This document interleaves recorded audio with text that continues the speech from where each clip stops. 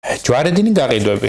ამ ვიდეო ლექციაში საუბარი გვექნება უკვე კონკრეტულად რა არის ჯვარედინი გაყიდვები, როგორ გამოვიყენოთ ჯვარედინი გაყიდვები და როდის არის აუცილებელი რომ ჯვარედინი გაყიდვების ტექნიკით ვიმოქმედოთ.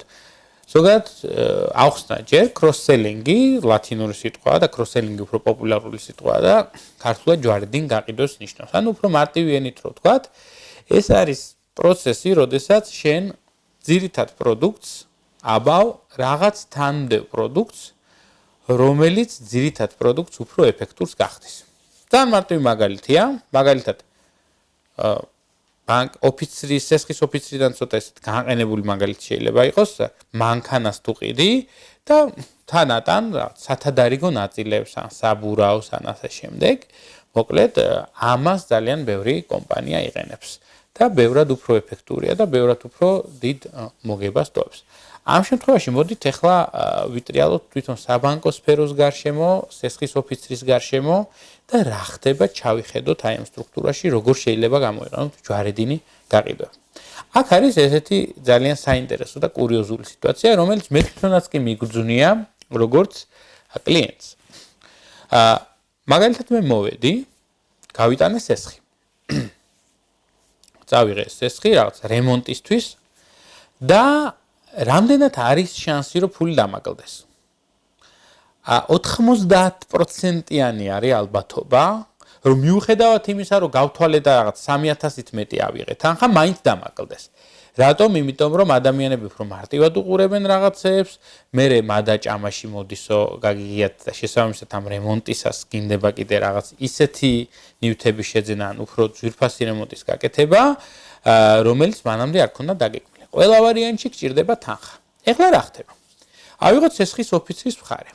სესხის ოფიცრის მხარე არ გეკონტაქტება, როგორც კლიენტს, დამატებით შემოთავაზებით და რატომ? იმიტომ რომ ფიქრობს, რომ მე რომ ეხლა დაურეკო ამ კლიენტს, რომელსაც 2 თვის წინ სესხი გავატანე, რას იფიქრებს? ხო მომეჭრა თავი, ტენი და ასე შემდეგ. ანუ ბევრად უფრო დაძაბულები ვართ და პირიქით მაქსიმალურად ვცდილობ, რომ ნაკლები კომუნიკაცია გქონდეს. ყოველ შემთხვევაში დამატებით შეთავაზებაზე საერთოდ საუბარი ზედმეტია. მიუხედავად იმისა, რომ ნათქვამი გვაქვს, რომ თავის დროზე რომ ლიმიტი არის დამტკიცებული კიდე უფრო მეტი. კლიენტს, ეხლა რა ხდება კლიენტის მხარეს? კლიენტი ფიქრობს, რომ მე რომ ისევ ამ ოფიცერს მივმართო სესხზე. რას იფიქრებს?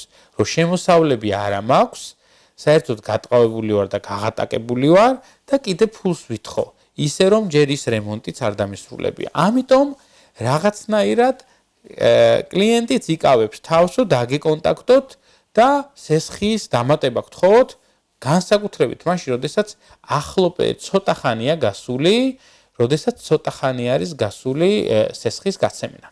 შესაბამისად, რა ხდება? ორი რაღაც გაბუტული ადამიანის პოზიციას ვიღებთ, ხო?